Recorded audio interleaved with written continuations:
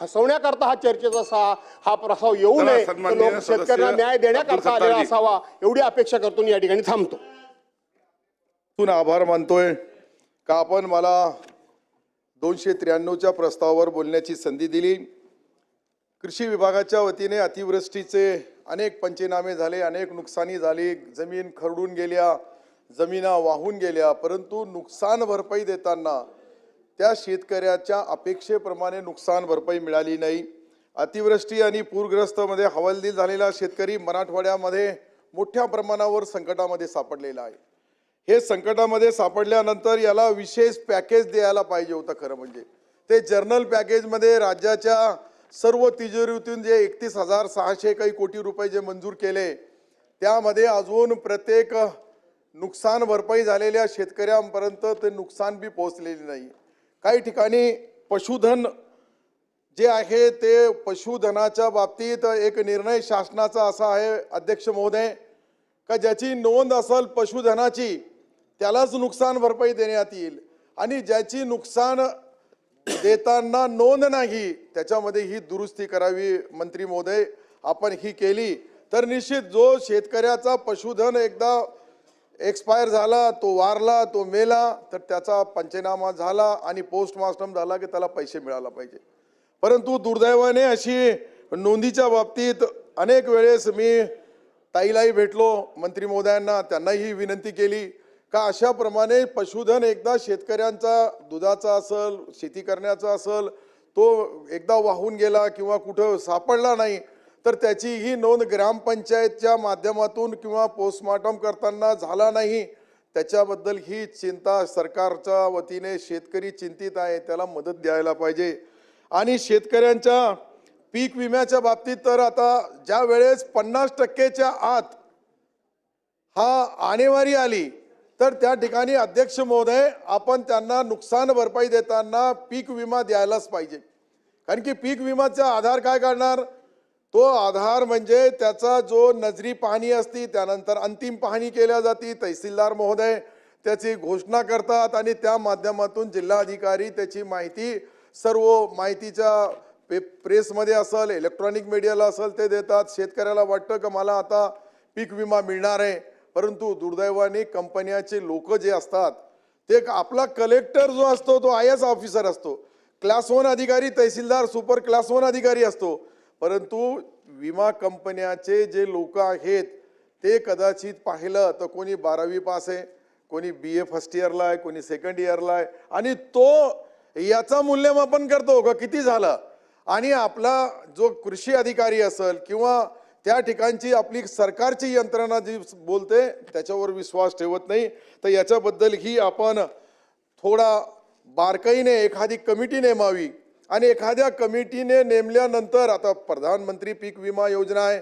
म्हणजे महाराष्ट्र सरकारचा अर्धा, केंद्र सरकारचा अर्धा पैसा आणि शेतकऱ्यांचा हिस्सा, तिन्ही मिळून आपण जे नुकसान देतोय त्या नुकसानमध्ये त्याचा डिसाईड करण्याचा अधिकार त्या साध्या 5,000 किंवा 7,000 रुपयाचा कर्मचारी करतो. तो कधी कधी शेतकऱ्याशी चिरीमिरी करतो, त्याच्याशीही पैसा मागतो का तुला मी आता या विमामध्ये बसवतो, आणि विमामध्ये बसवण्याचे पैसे घेतो.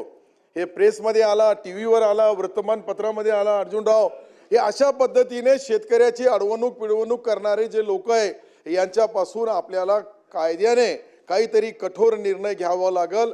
आणि नुकसान भरपाई देण्याची पद्धत काय का 120% म्हणतात, 110% म्हणतात नुकसान देणं, 100% पैसा तर आपल्या सरकारचाच आहे, 50% केंद्राचा, 50% राज्याचा, आणि त्याच्यावर 10% पैसे देतात ते, त्याचा वरचा असलं परत सरकारने द्यावं.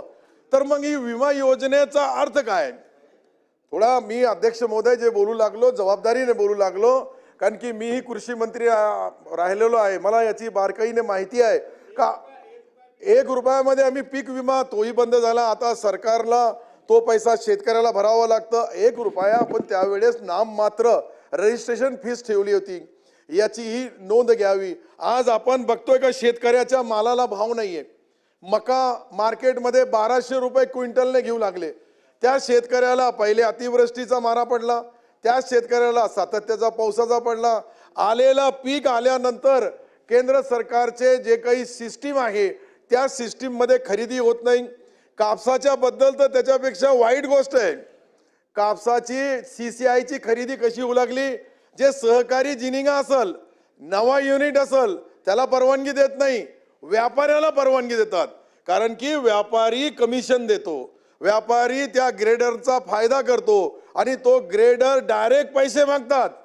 म्हणजे शेतकऱ्याचा भाव घ्यायलाही मी सत्ताधारी पक्षाचा आमदार आहे, मी या जबाबदारीने यासाठी बोलू लागलो की जी खाली जी प्रक्रिया चालू आहे ती बरोबर नाहीये.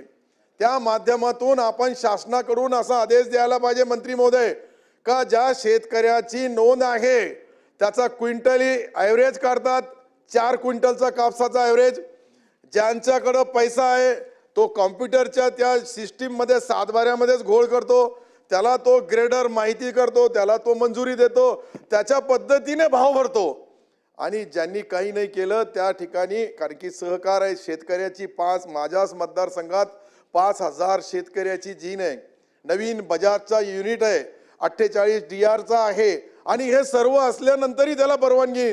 ज्याचा जुना 10 वर्ष अगोदरचा जिनिंग आहे त्याला परवानगी देतात. कारण की त्या ठिकाणी अशा पद्धतीने शेतकऱ्याची जी अडवणूक पिडवणूक चालू आहे. अध्यक्ष महोदय, याच्याकडे आपल्याला लक्ष द्यावं लागेल आणि याला लक्ष देताना इथून आदेश काढावा लागेल का खाली जी परिस्थिती निर्माण होऊ लागली या परिस्थितीला जबाबदार तो जो CCIचा अधिकारी किंवा ग्रेडर असतो त्याला धरायला पाहिजे. आज सोयाबीनची खरेदी तशीच आहे, सोयाबीनची खरेदी चालू झाली नाही. कोणी म्हणतो बारदाना नाही आहे, कोणी म्हणतो त्याच्याकडे आमच्याकडे स्टॉक करायला जागा नाही आहे. आदरणीय एकनाथ शिंदे साहेबांनी त्यावेळेस मुख्यमंत्री असताना घोषणा केली गाव तेथे गोडाऊन, आजपर्यंत झालाच नाही. त्याची घोषणा झाली, त्याची अंमलबजावणी सुरू होणार होती, पण काय झालं मला माहीत नाही. परंतु अशा या परिस्थितीमध्ये शेतकरी बांधवाचा जो पीक असतो तो वेळेवर तो काढतो, त्याला एक तर प्रायव्हेट सावकारीचे पैसे द्यावे लागतात, प्रायव्हेटकडून उधार आणलं किंवा दुकानदाराकडून आणलं किंवा कंपन्याकडून आणलं तेही त्याच्याकडे तगादा करतात आणि मग नाईलाजाने तो आत्महत्या करतो. माझ्या मतदारसंघामध्ये आमच्या जिल्ह्यामधली परिस्थिती पाहिली तर 700 काही शेतकऱ्यांनी गेल्या 5 वर्षामध्ये आत्महत्या केली. आता आपण अंदाजा लावा का एक जिल्ह्यामध्ये 5 वर्षामध्ये 727 शेतकरी ज्यावेळेस आत्महत्या करतात त्यावेळेस काय दुर्दैवी परिस्थिती त्या शेतकऱ्याची असेल. त्याच्याबद्दल आपण सर्वांनी विशेष लक्ष देणं या सभागृहाच्या सर्व आमदारांच्या मतदारसंघामध्ये कमी जास्त असेल, परंतु ही परिस्थिती आहे. अशा या परिस्थितीवर आपण सरकारने गांभीर्याने लक्ष द्यावं आणि जे नुकसान झालेले शेतकरी आहेत त्या नुकसान झालेल्या शेतकऱ्याची जे काही हेक्टरमध्ये काही एकरमध्ये काही शेतकऱ्यांचं जे आहे ते खराब जमिनीच्या सातबाऱ्यामध्ये खराब लिहिलेलं आहे, त्याच्यामुळे त्यांना पैसा मिळत नाही. धन्यवाद. जय हिंद, जय महाराष्ट्र. सभागृहाची वेळ 5 मिनिटांसाठी वाढवण्यात येत आहेत. चला, काँग्रेसतर्फे विजय वडेट्टीवारजी आहेत का?